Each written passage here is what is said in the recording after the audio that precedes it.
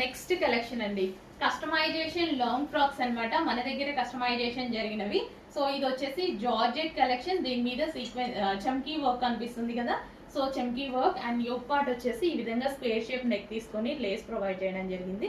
And hands కి 3/4 hands with lace అనేది provide చేయడం జరిగింది.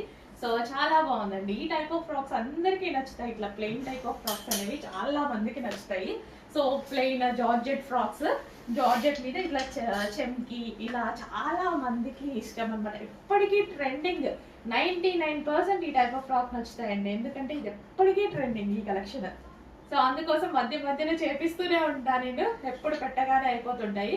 సో మన దగ్గరే కస్టమైజేషన్ జరిగిన ఫ్రాక్స్ అనమాట. జస్ట్ మీరు కస్టమైజేషన్ బయట చేపిస్తే ఎంత అవుతుందండి? జస్ట్ బయట కస్టమైజేషన్ ప్రైస్ మీకు ఎంత తీసుకుంటారు? చాలా కాస్ట్ తీసుకుంటున్నారు కదా. బయట కస్టమైజేషన్ చేపిస్తే